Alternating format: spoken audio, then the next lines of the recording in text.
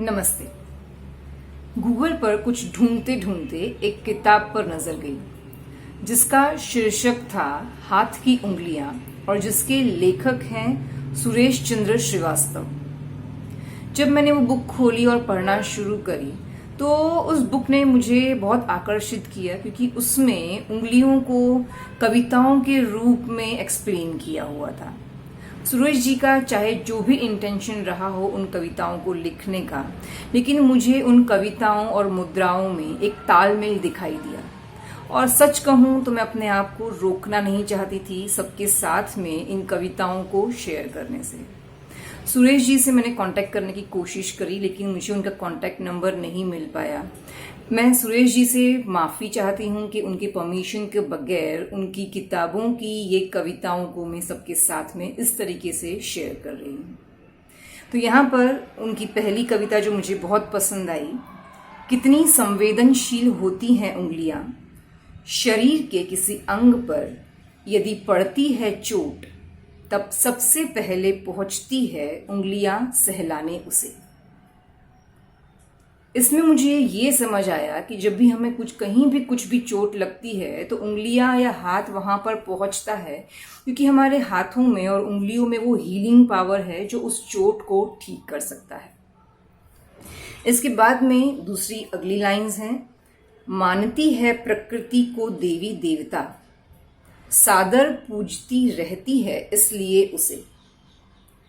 5 उंगलियां हैं, 5 तत्व हैं और 5 देवता हैं या पंच महाभूत, जिन्हें देवी देवता के रूप में या देवी देवता का रूट माना जाता है। यदि आपके पृथ्वी तत्व नाराज हो गए हैं तो आप पृथ्वी मुद्रा करेंगे, उनकी पूजा करेंगे। यदि आपके जल देवता नाराज हो गए हैं तो जल मुद्रा से जल देवता की पूजा करेंगे। इस तरीके से इन लाइनों के बाद में अगली लाइंस पर जाते हैं।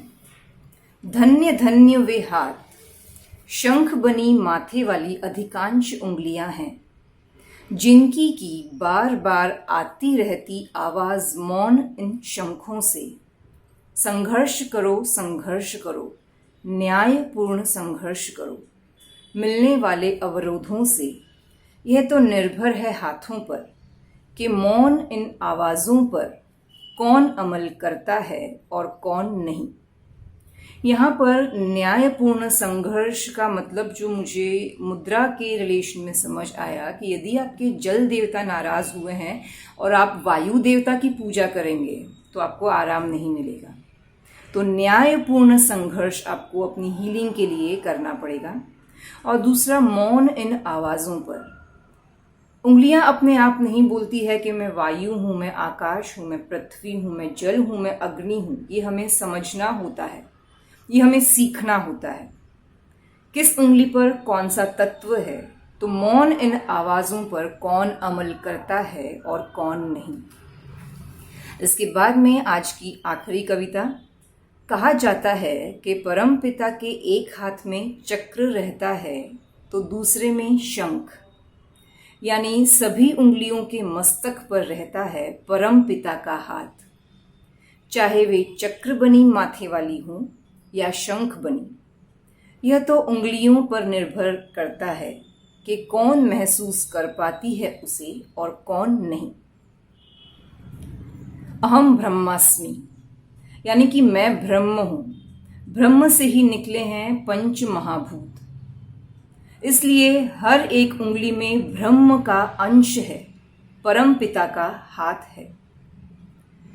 लास्ट लाइन है, कौन महसूस कर पाती है उसे और कौन नहीं।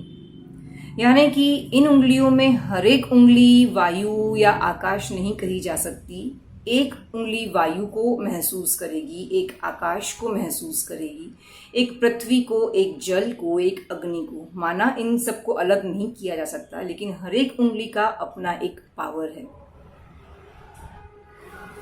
तो उम्मीद करती हूँ आपको भी सुरेश चंद्र श्रीवास्तव जी की ये कविताएं पसंद आई होंगी। और मेरी कोशिश है कि अगले कुछ वीडियोस में मैं इनकी और कविताएं आपके साथ में शेयर करूं, ताकि हम मुद्राओं के पावर को, अपनी उंगलियों के पावर को समझ सकें। सुरेश जी का एक बार फिर से धन्यवाद। यदि आप में से कोई भी सुरेश जी को जानता है या सुरेश जी आप मेरा वीडियो देख रहे हैं तो प्लीज़ मुझे कांटेक्ट ज़रूर से करें। नमस्ते।